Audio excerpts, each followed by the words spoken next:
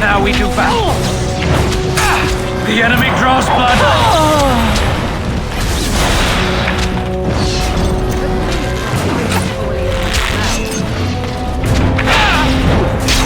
Watch out! You forced our hand. Back! So, you have won the battle. A close thing.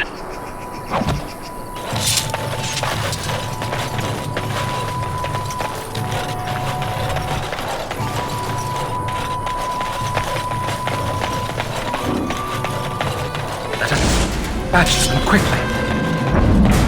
It shall be done.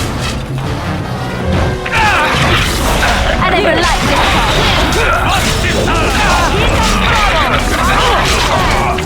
Defend yourself! Let's make this quick! I need help. I never liked this part.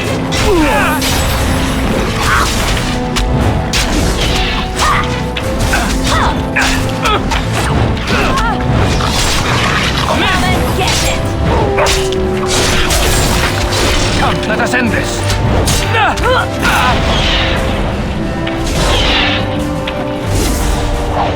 Too much. I'm sorry. Oh, you are funny what you are.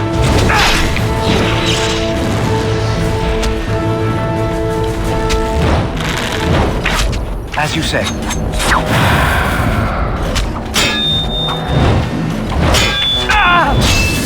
It shall be done.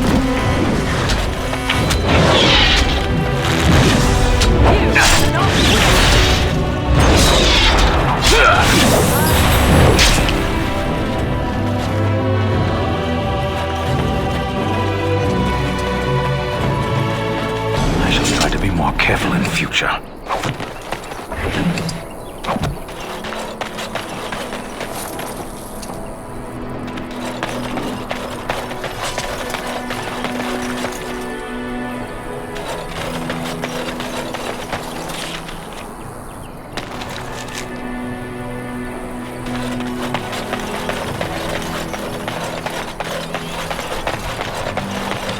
Wild reaches ahead.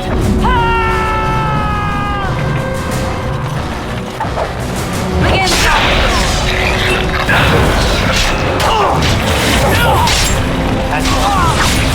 Alright, that's how this is then.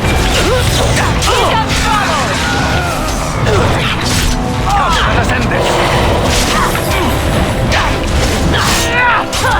Draws blood. You will feel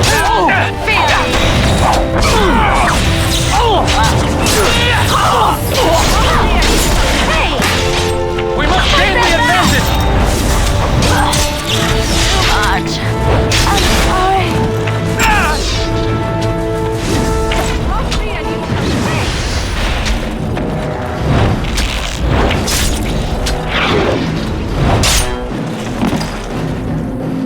Very well. Allow me. I could do that for you.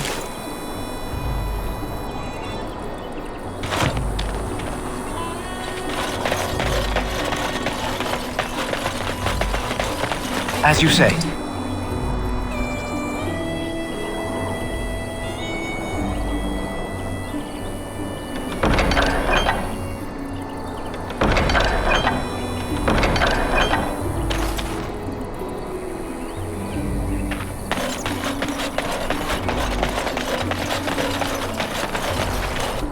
Allow me.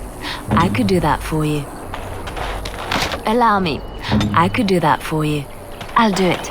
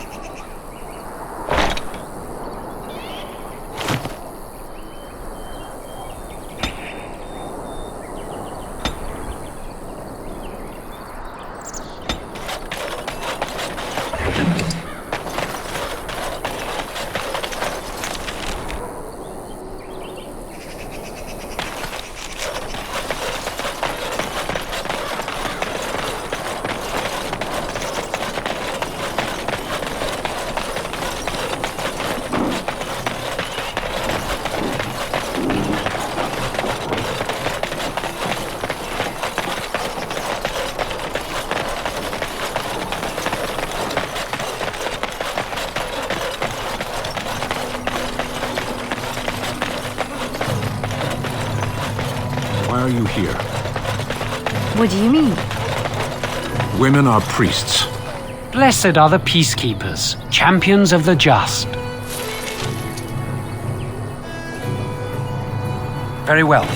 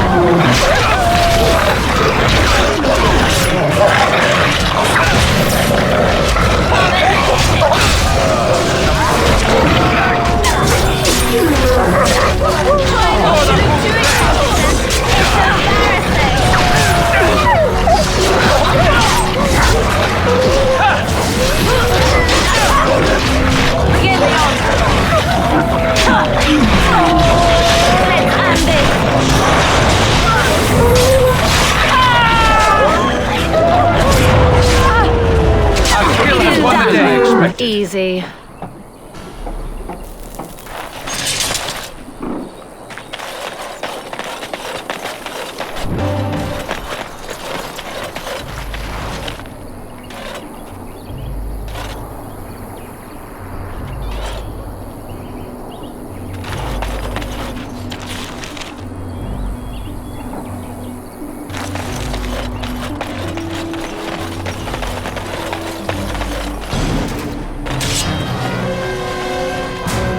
As you say. Off me again! Hey! No culture shall be done. Oh,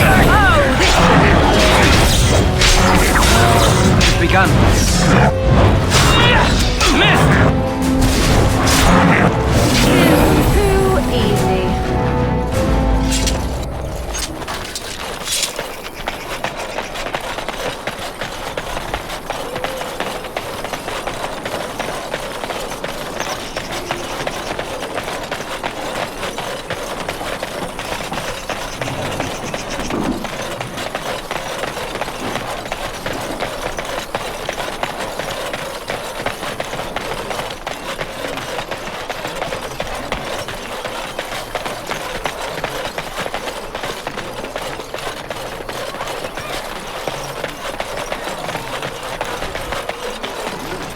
Blessed are the peacekeepers, champions of the just. And the stars stood still, the winds did quiet, and all animals of earth and air held their breath. All was silent in prayer and thanks.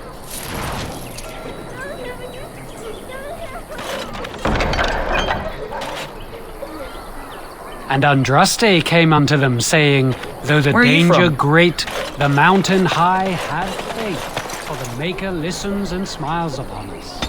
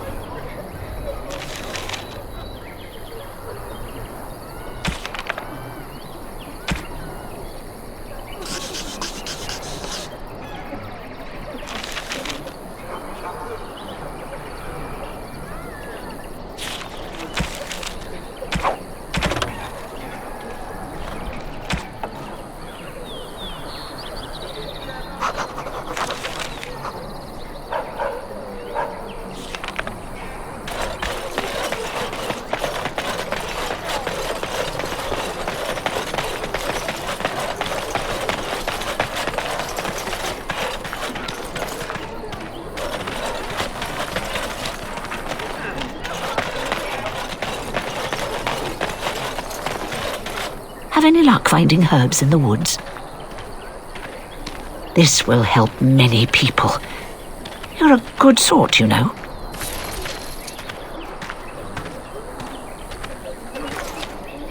Thanks for the poultices. They may save some lives.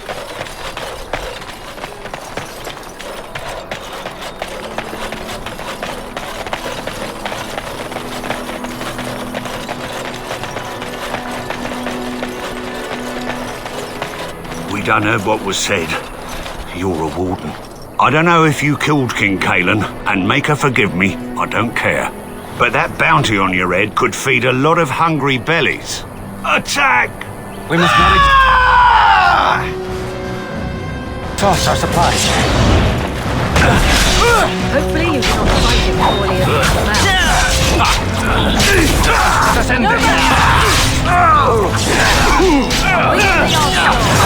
Now we do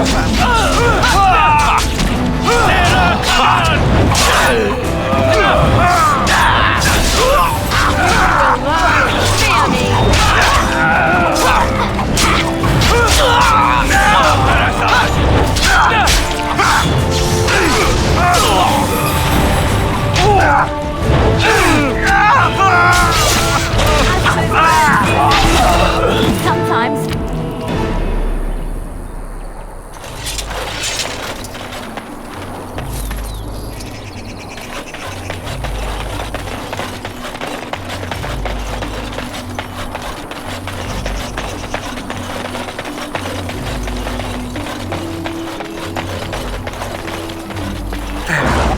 Away with you, foul creatures! Leave us alone!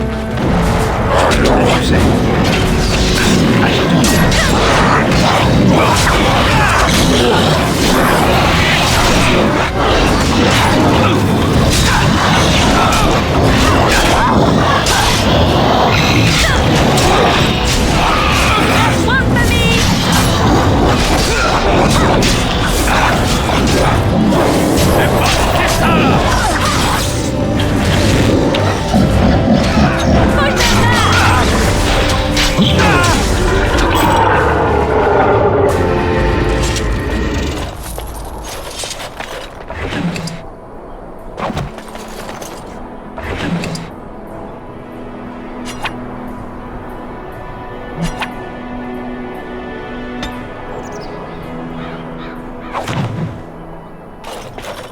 Mighty timely arrival there, my friend. I'm much obliged. The name's Bodon Feddick, merchant and entrepreneur. This here is my son, Sandal. Say hello, my boy. Hello. Road's been mighty dangerous these days. Mind if I ask what brings you out here? Perhaps we're going the same way.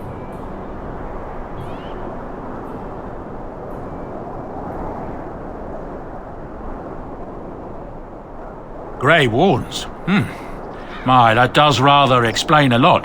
No offence, but I suspect there's more excitement on your path than my boy and I can handle.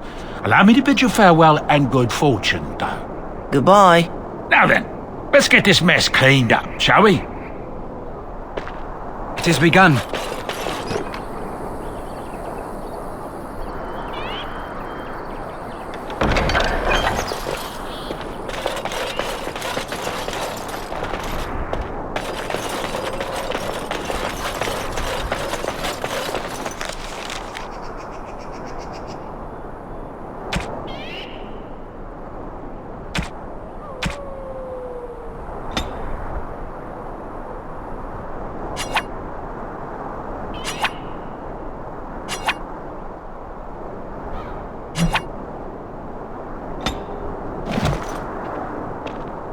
What do you wish of me? If you must.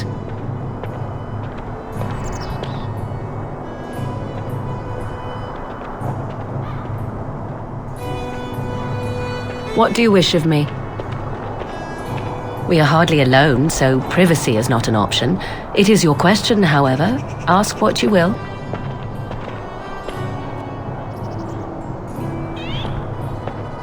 Yes? Lothering? I think it started as a settlement by the river and then grew when it became the place where two roads met. There are always people in Lothering, but many are just passing through.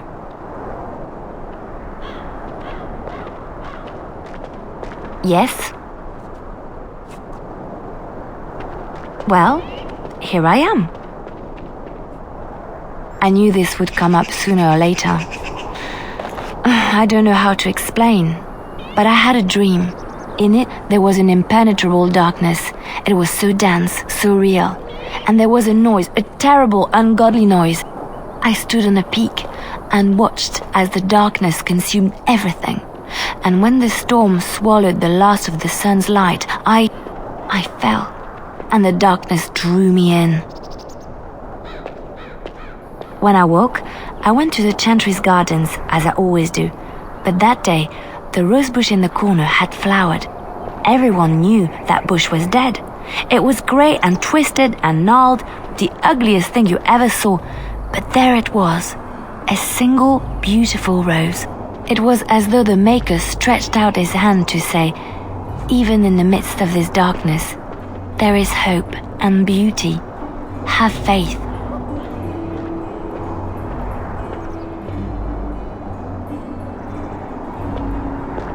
In my dream, I fell, or maybe I jumped. I'd do anything to stop the blight. I know that we can do it. There are so many good things in the Maker's world. How can I sit by while the blight devours everything?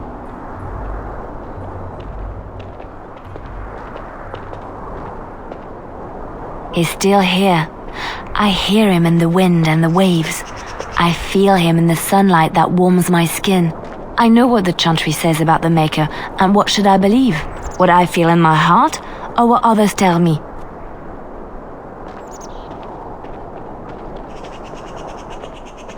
Thank you. It's nice to find someone who agrees. I know what I know, and no one will ever make that untrue.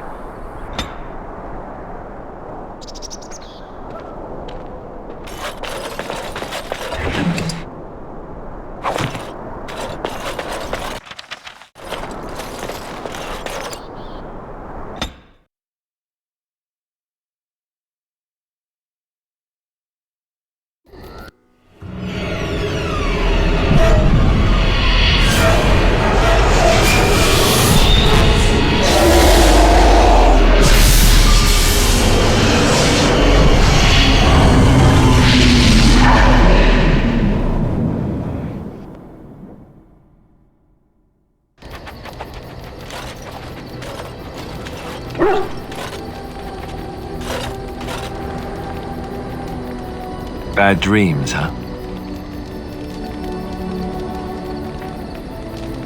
Well, it is real, sort of. You see, part of being a Grey Warden is being able to hear the Darkspawn. That's what your dream was, hearing them. The Archdemon, it talks to the Horde, and we feel it just as they do. That's why we know this is really a blight.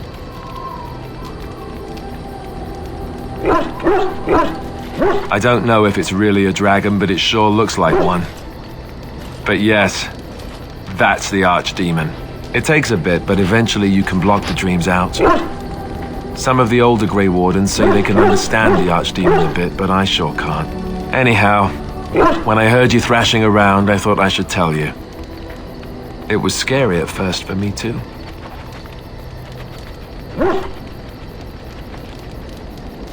I screamed like a little girl.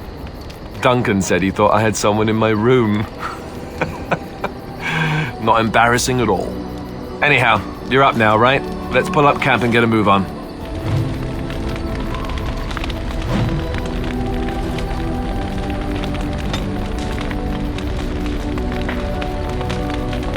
Yes?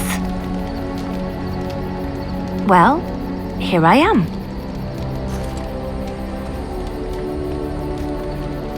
Quiet.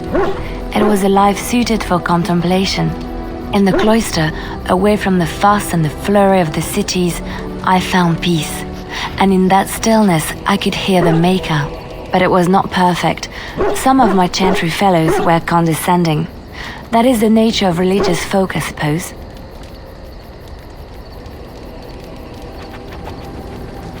When I talked about my beliefs, that the Maker reveals himself in the beauty of his world, they treated me with disdain. They want to believe that he's gone, so that when he turns his gaze on them, it means they are special, chosen. He cannot possibly have love for all, the sick and the weary, the beggars and the fools.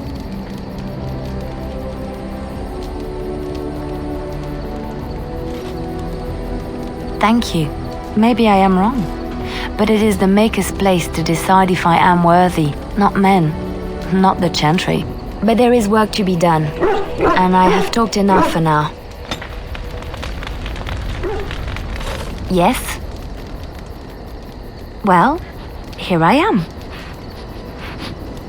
What is meant by someone like me?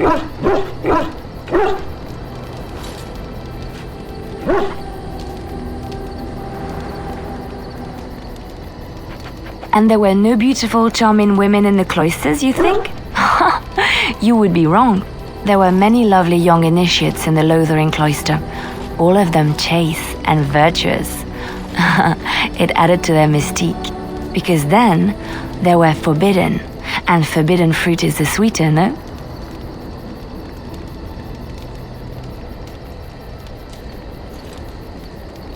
Flatterer. I, however, did not take vows, and so perhaps I am not as enigmatic? The Chantry provides succor and safe harbor to all who seek it. I chose to stay and become affirmed.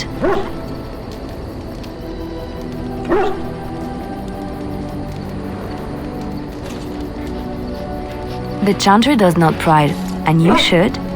I desired time apart from the world. I was a traveling minstrel in Orlais. Tales and songs were my life. I performed, and they rewarded me with applause and coin. And my skill in battle? Well, you pick up different skills when you travel, yes? Yes, of course. Let's move on.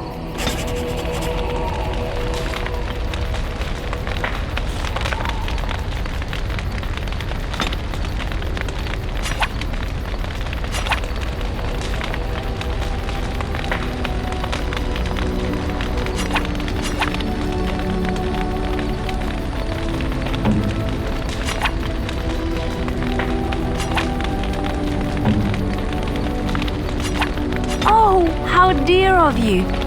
Thank you so much.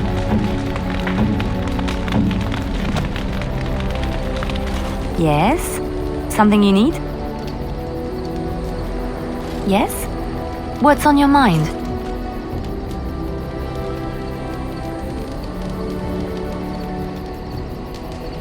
Of course I do. I love stories far too much to keep them to myself. Everyone should be able to benefit from them, I think.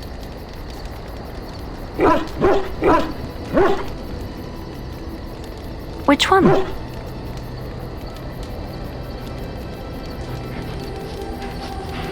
Andraste was the Maker's chosen. The Maker had long since abandoned the world when the sound of her singing turned his ear. Beauty, grace, and wisdom enraptured him, and he offered to take her from this flawed world to become his divine bride. But Andraste had an earthly husband and would not forsake him. Instead, she beseeched the Maker to return to his people once more. So earnest was her plea that the Maker was moved and promised that he would create a paradise on earth if all abandoned their false gods and turned once more to him. And this is why Andraste began her exalted march on the idolaters of the Tevinter Imperium. The Maker granted her his powers with which to smite her enemies. Andraste brought the Imperium to its knees, and her victories converted many to the worship of the Maker. Alas, it was the frailties of men that betrayed and killed Andraste. Her earthly husband, Maferath, a chieftain of the Alamari tribes himself, grew jealous as his wife's popularity and influence overshadowed his own. She was also revered as the Maker's betrothed, and Maferath began to see their own bond waning in significance as Andraste became ever more devoted to the Maker. Out of envy and spite, Maferath made a pact with the Archon Hyserian of Tevinter, allowing his beloved Andraste to be ambushed and captured. Andraste was burned at the stake in Minrathous, the capital of Tevinter. I have thought on this too. Did he withdraw his sight from her at that moment? Where were all the powers he bestowed upon her? This question has come to me many times, and I have no answer. Perhaps there was no way for Andraste to return to the Maker but through her death. We will never know for sure.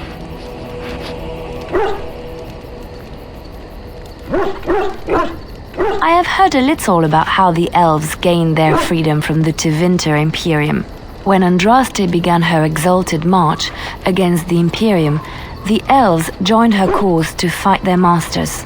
The great elven leader, Shatan, born in captivity, rose up to lead his people.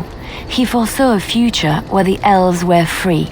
Shatan was killed when Andraste was betrayed, but the elves continued to fight, eventually breaking free of the Imperium. The elves claimed the Dales in the south and settled there in a land of their own. The elves lived in the Dales for centuries. They resurrected the worship of the elven gods and would allow the building of no chantry. This angered the chantry, and the hostility between the two factions finally broke out in open war. The chantry says the elves struck first, but I do not know whether to believe it. The chantry declared a holy exalted march against the elves, named for Andraste's similar march against Tevinter. During the exalted march of the Dales, the elven cities were sacked, and the elven state completely dissolved. Some of the elves bitterly accepted their fates and surrendered to human rule, living in the human cities as second-class citizens.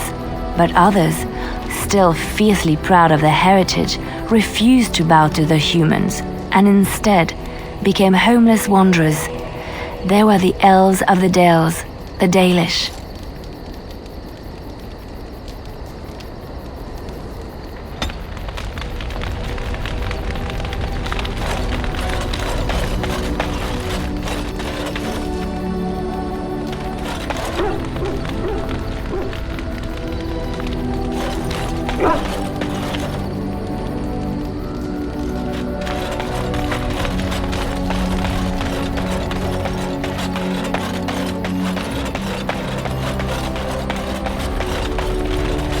What do you wish of me? We are in camp, so 'tis as good a time as any. I am here because Flemeth commanded me to aid you. Why? Do you wish me to leave? I can do so if you prefer. If I wanted to leave, then I would go. I remain, so do not ask such pointless questions. What do you wish of me? We are in camp, so 'tis as good a time as any. I am here because... Why? Do you wish me to leave? I can do... Then I assume our discussion ends here.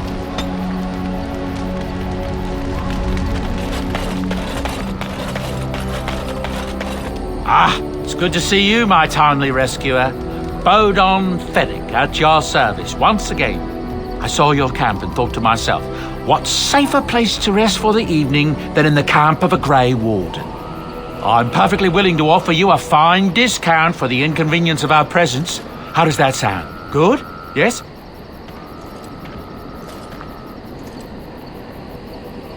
I can see why you might be suspicious, being a Grey Warden and all. Were I in your shoes, I would feel the same way. Trust me when I say that my encountering you here was serendipity and nothing more. I travel a lot, so I'm bound to meet everyone on the road eventually. If you prefer, I'll take my boy and be on my way.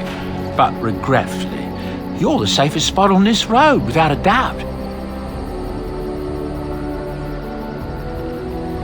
I'm sure you'll be pleased with the goods my boy and I have collected, and with your discount.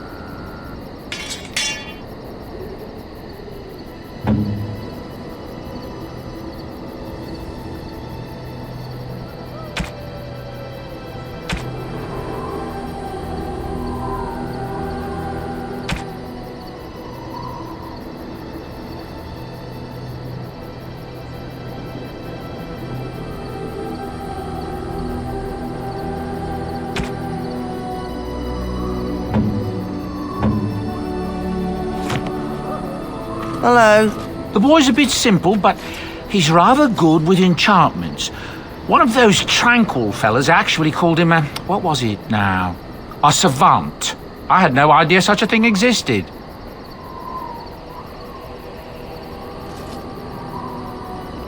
He can fold lyrium into almost any weapon or piece of armor, though naturally some of the more extravagant materials will take more lyrium than others.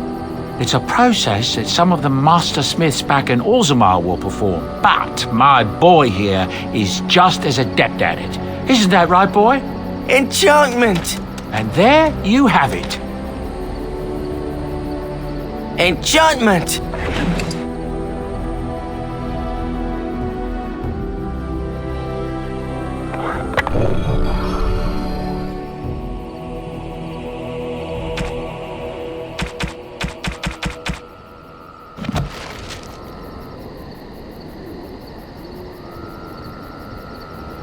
Enchantment? Oh, certainly, I can do that for you. Just come with me.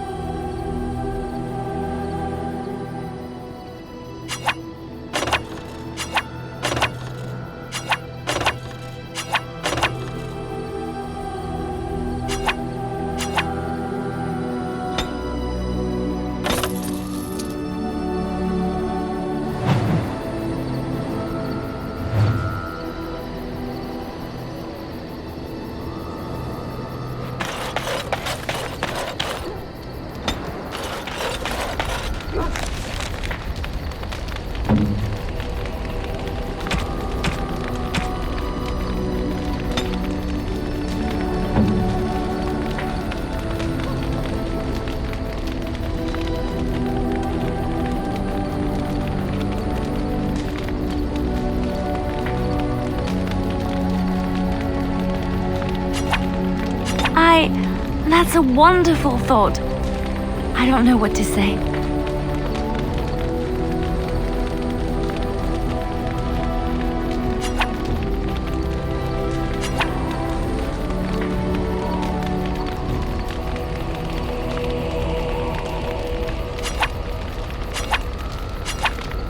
Why, thank you so much. Why, thank you so much. Why, thank you so much. Why, thank you so much.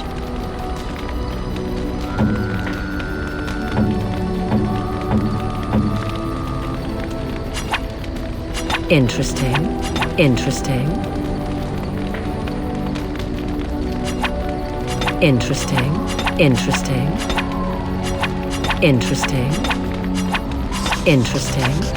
Interesting.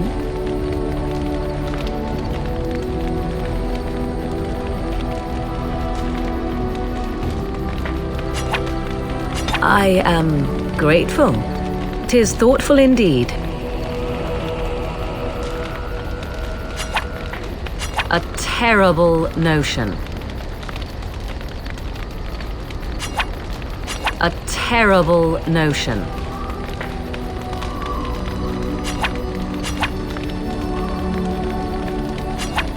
And you give this to me, why?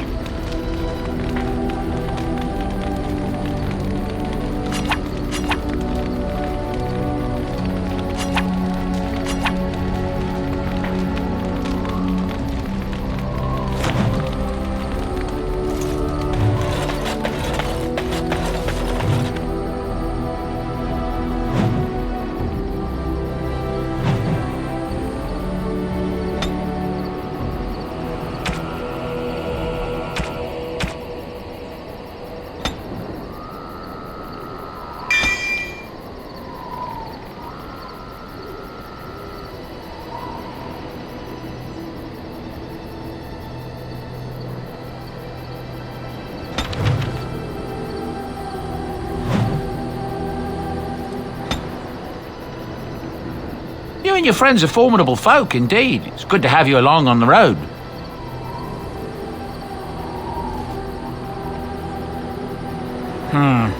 I suppose since you told me about you being a Grey Warden, it's only fitting for me to be as open.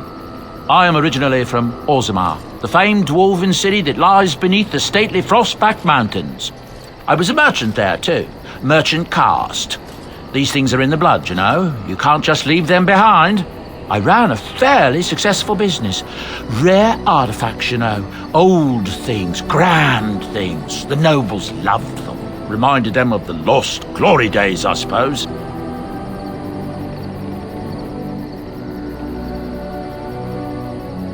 One day, a noble woman came to my store. She looked around for a bit and then started shrieking in dismay. Apparently, she believed that a pair of braces I had for sale once belonged to her brother. He'd been lost in a cave-in, you see, while on an expedition to clear out the Darkspawn from one of the tunnels running close to the city. They were made specially for him. They're unique, she shrieked.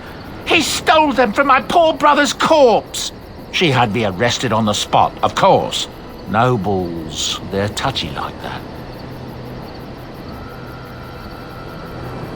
Well, I didn't steal them. You see, I'd been paying these castless thugs to venture out into the deep roads for me. The lost tigers, they're full of things that people left behind. Sometimes you can find a treasure, something worth a little gold. To the nobles it is. They believe everything in the tigers belongs to the house that once dwelled there, even if it's in ruins and they haven't seen it in generations. The noble woman, she wasn't too happy with the theft of her brother's braces. I don't know what they planned for me, and I didn't want to find out. Bribed the guard that was watching me and took off for the surface first opportunity I got. Never looked back. Yes, here I am. Now, is there anything the boy or I can get you?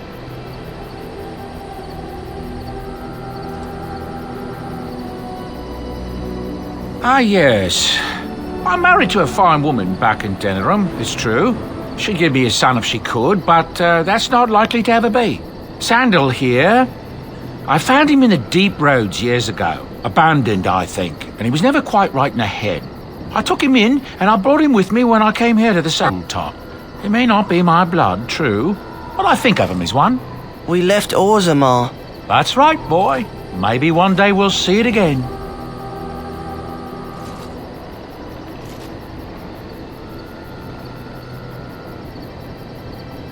It's not as if I don't benefit, mind you. Turns out the boy's a natural working with enchantments. He might have even been lyrium-addled. I never thought of that before, to be honest. Happens sometimes. He can work an enchantment into just about anything, however, given some time. Could probably open his own shop, if he knew how. Enchantment. Well, he does seem to enjoy it, at least.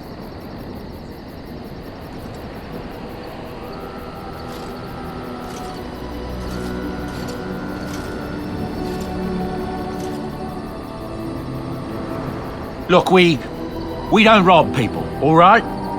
We don't take things from people that need them. The things in the Lost Tigers, what good did they do lying there? I brought them back to Orzammar, where people could look at them and remember. It's not all that different up here. There are places long abandoned by the humans everywhere. Even more now with the Darkspawn coming.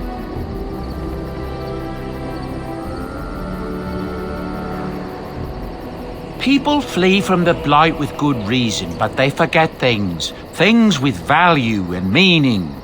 They leave them behind because they're frightened and desperate.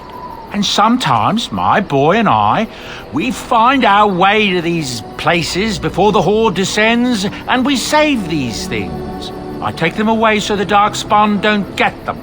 Is that so bad? They destroy everything they touch.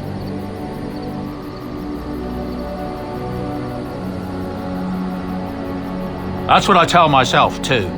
Ah, these are dark times indeed. Dark times, my friend. Some folks aren't happy about Tyrn Loghain being named Regent. There are rumors he had something to do with the king's death. Isn't that the most ridiculous thing you ever heard? The Darkspawn killed him, sure enough. If Tyrn Loghain couldn't save the king from that inn, then nobody could. That's what I've heard on the road, anyhow. Take it for what it is. I hear the Dwarven King is passed on.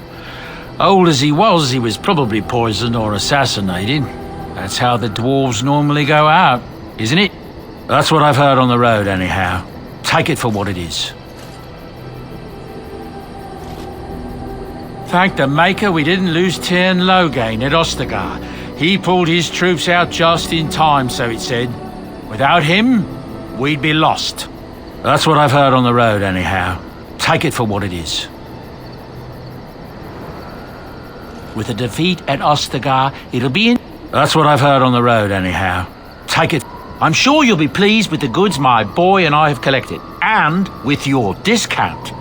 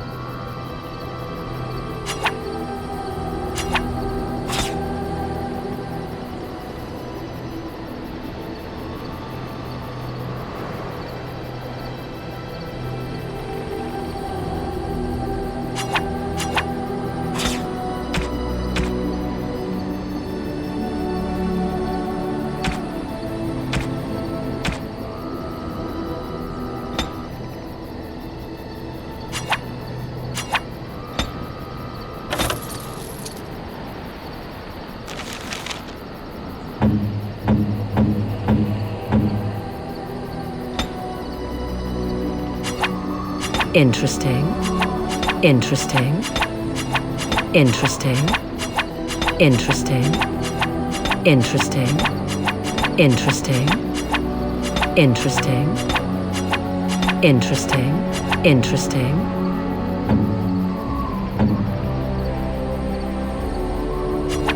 You have my thanks.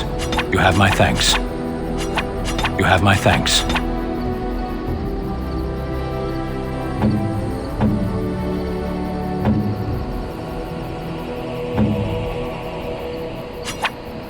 Great. Super. Thanks. No. Bad. Bad idea. Awful. Don't do it. I could get used to this, you know.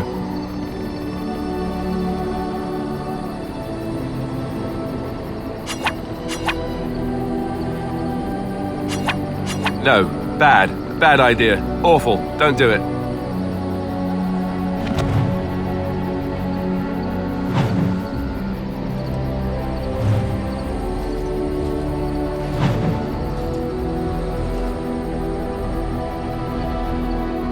You and your friends are formidable folk, indeed. It's good to have you along on the... I'm sure you...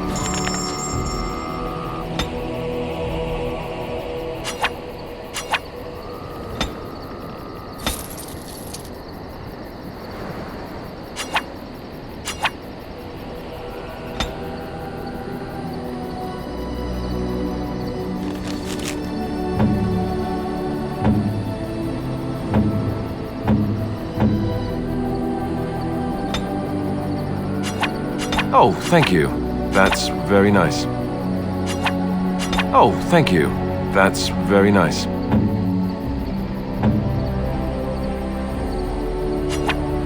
A terrible notion. Interesting.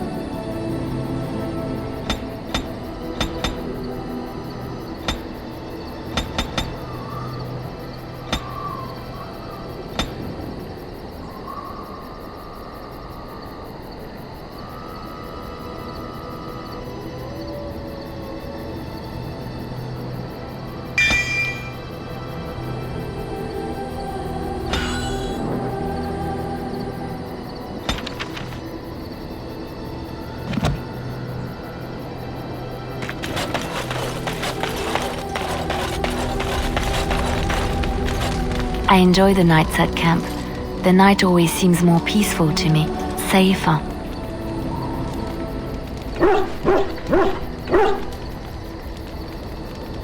I feel the night grants us a reprieve from the troubles of the day.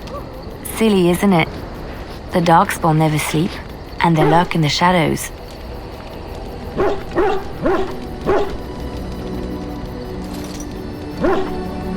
I enjoy those nights when we stand guard together, talking to pass the time in those small hours. Well, I talk and you listen mostly. Sometimes I succumb and fall asleep and wake to find you still watchful. And I know you're watching out for me.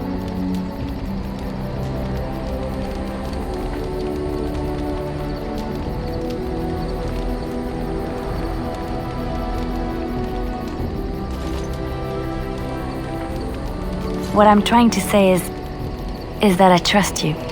I'm comfortable around you. I know you'll be there when I need you. You are our leader and my friend, and sometimes I think that maybe we could be more than that. Maker, look at me stumbling over my words like an ill-educated peasant girl. Some bard I am.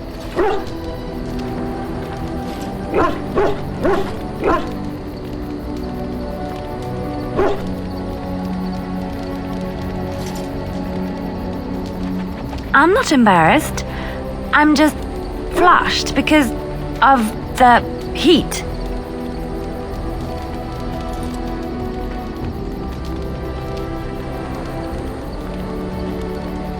Really? No one told me. You felt the same way and didn't do me the courtesy of informing me? You made me say all those things. Why couldn't you have said them first? Oh, you Oh, how very awkward.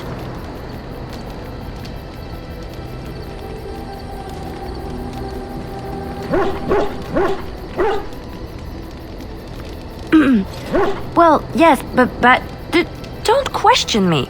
I am a woman and I reserve the right to be inconsistent. Oh, chivalry is so dead, making the lady spill her guts like that.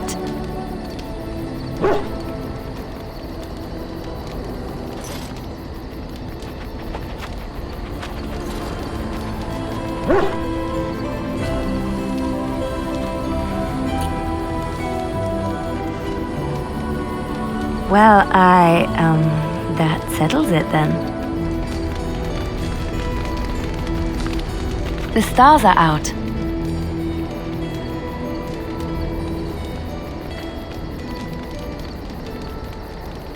It comforts me to know that the stars will remain untouched by the blight, that whatever happens down here, they will shine eternally, their light undimmed. There is a story about that cluster of stars over there. Do you know it? Elindra and her soldier?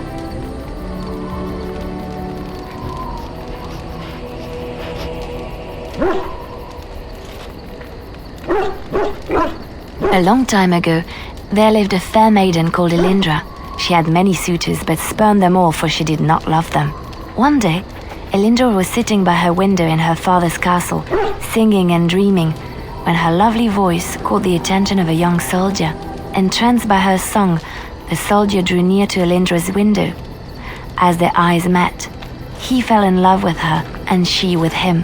When Elindra told her father about the man she had chosen, he was furious, for Elindra was high-born, but her love nothing more than a common soldier. To keep them apart, he had Elindra imprisoned in the highest tower of his castle, and sent her soldier to the wars. Alas, not a month had passed before news of the soldier's death reached Elindra.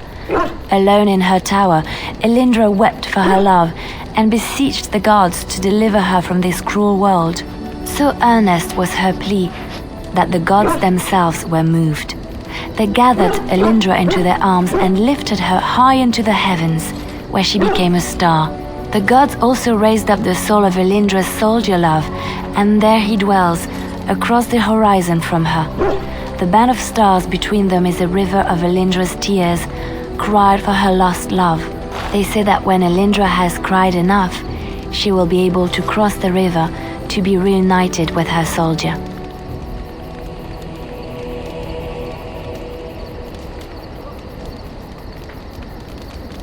This story is one of my favorites, a tale of a love so great and so enduring that it defies death and moves the gods to action.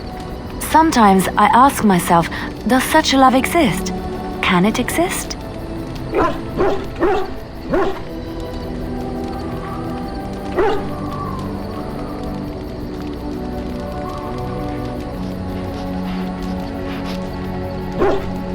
I never expected you to say that. It is a pleasant surprise.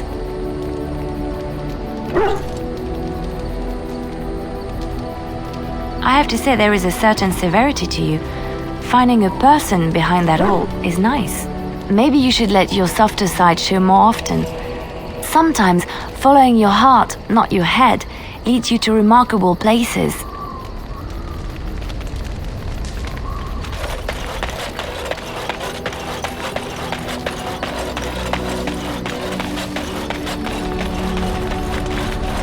I await your command.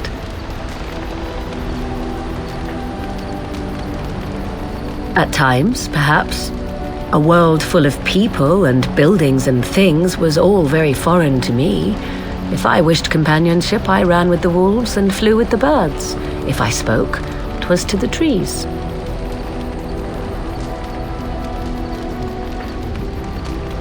Don't be foolish. I recall the first time I crept beyond the edge of the wilds. I did so in animal form, remaining in the shadows and watching these strange townsfolk from afar. I happened upon a noblewoman by her carriage, adorned in sparkling garments the likes of which I had never before seen. I was dazzled. This, to me, seemed what true wealth and beauty must be. I snuck up behind her and stole a hand mirror from the carriage. It was encrusted in gold and crystalline gemstones, and I hugged it to my chest with delight as I sped back to the wilds.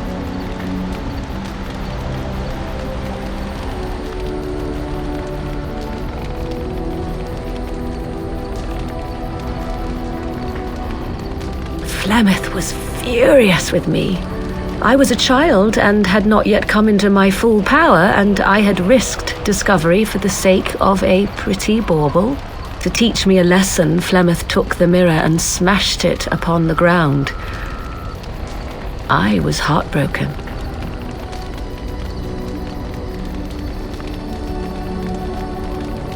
And a foolish one. Flemeth was right to break me of my fascination. Beauty and love are fleeting and have no meaning. Survival has meaning. Power has meaning. Without those lessons, I would not be here today, as difficult as they might have been.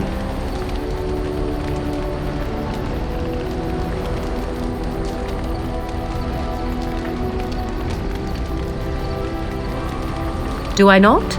I am still an apostate mage, even if I have left the wilds. The Darkspawn are yet undefeated. No, there is much that remains. To return to your original question, perhaps my time in the wilds was indeed lonely, but such was how it had to be. I find myself at times wondering what might have become of the girl with the beautiful golden mirror, but such fantasies have no place amidst reality. I await your command. We are in camp, so 'tis as good a time as any.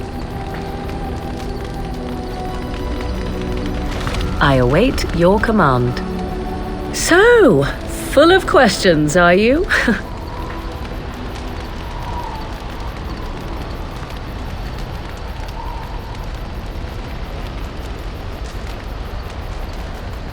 I was not born such. 'Tis a skill of Flemeth's, taught over many years in the wilds. The chastened have tales of we witches, saying that we assume the forms of creatures to watch them from hiding.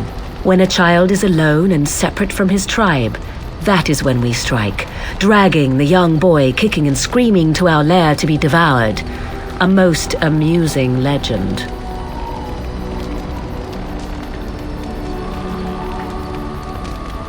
Changing her form, certainly. Devouring lost children, I cannot say.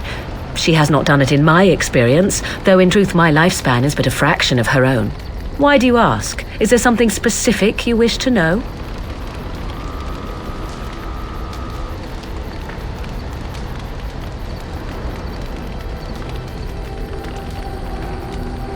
The form of an animal is different from my own. One may study the creature, learn to move as it does, think as it does. In time, this allows one to become as it is. I gain nothing by studying another human. I already am the same as they are. I learn nothing. So the answer is no, my human form is the only one I possess.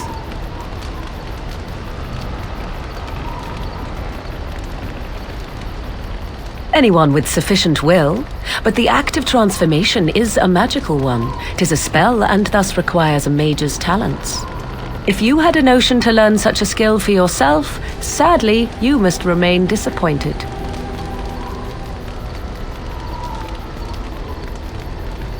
There were nights when the wilds called to me, 'tis true. You look upon the world around you and you think you know it well. I have smelled it as a wolf, listened as a cat, prowled shadows that you never dreamed existed. But my life is as a human. I am under no illusions to the contrary.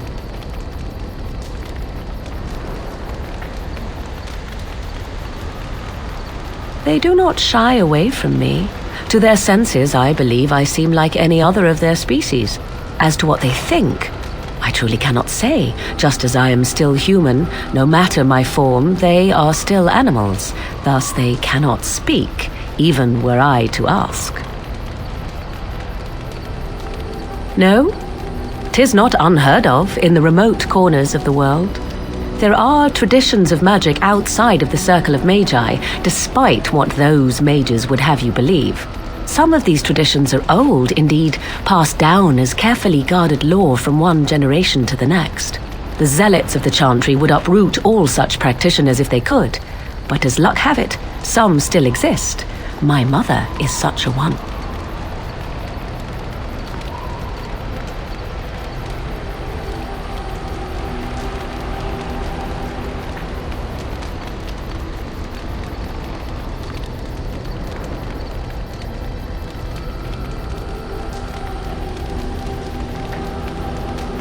I am surprised you think so. Still, 'tis a pleasant thing to hear. Indeed. Have you an opinion on my abilities, then?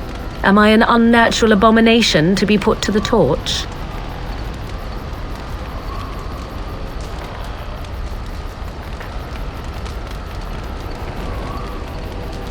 Oh, you're simply full of surprises, little man, aren't you?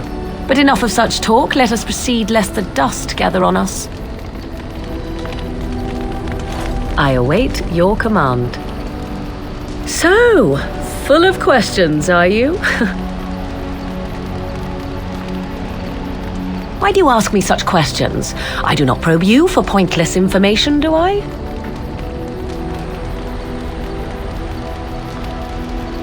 Beg pardon then while I jump for joy. What is it you asked? If I grew up in the wilds? A curious question. Where else would you picture me? For many years it was simply Flemeth and I. The wilds and its creatures were more real to me than Flemeth's tales of the world of man. In time I grew curious. I left the wilds to explore what lay beyond, never for long. Brief forays into a civilized wilderness.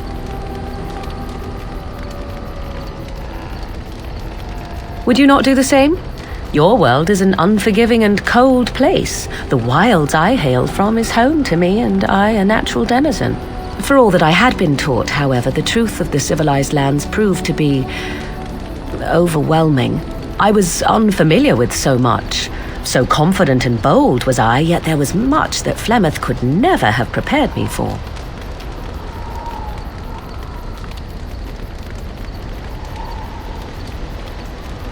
I rather doubt that. Only once was I accused of being a witch of the wilds, and that by a chastened who happened to be traveling with a merchant caravan. He pointed and gasped and began shouting in his strange language, and most assumed he was casting some curse upon me. I acted the terrified girl, and naturally, he was arrested. Men are always willing to believe two things about a woman. One, that she is weak, and two, that she finds him attractive. I played the weakling and battered my eyelashes at the captain of the guard. Child's play. The point being that I was able to move through human lands fairly easily. Whatever humans think a witch of the wild looks like, 'tis not I. Not that I did not have trouble. There are things about human society which have always puzzled me, such as the touching. Why all the touching for a simple greeting?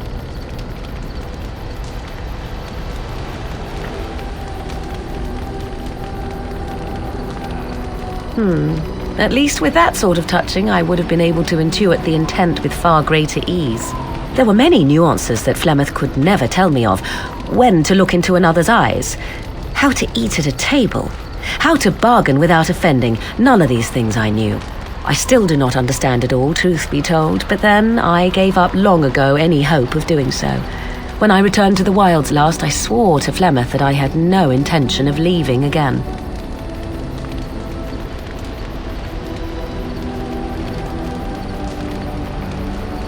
Yes, here I am.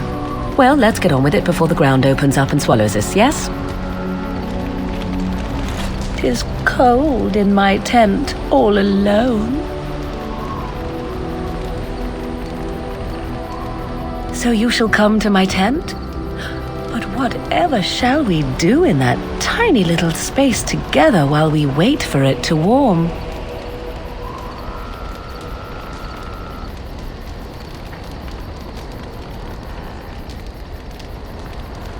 Good. Then let us waste no more time with foolish talk.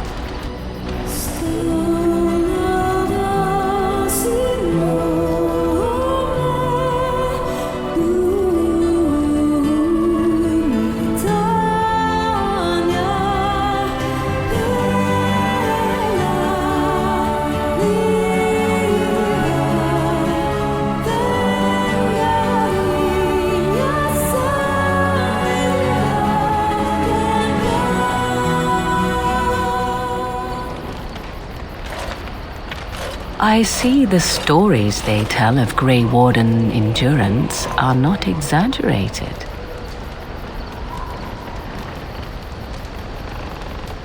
Not at all. Legends abound regarding such figures as Garahel, sordid though they may be.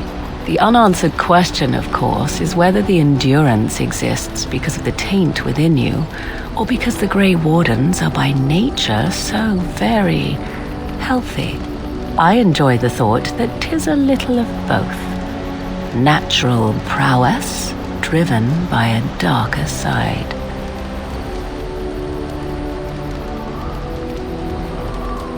That is entirely up to you. Simply know that I have no designs on your independence. I wish only to do what I desire, and if that coincides with what you desire, then so be it. And should you decide not to continue our misadventure, then so be it. Very simple, is it not?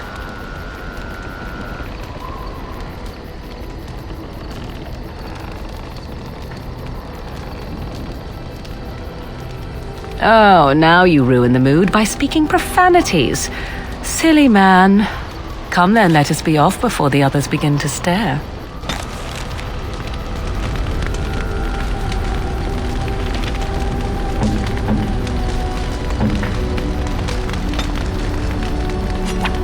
Interesting. Interesting.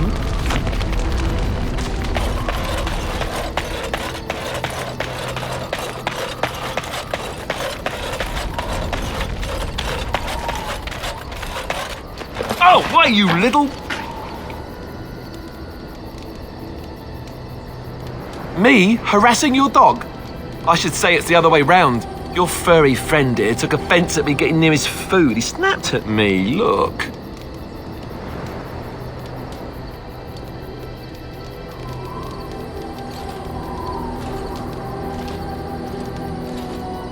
Don't you think I don't know it? Sometimes I forget that he's a war dog. That'll teach me.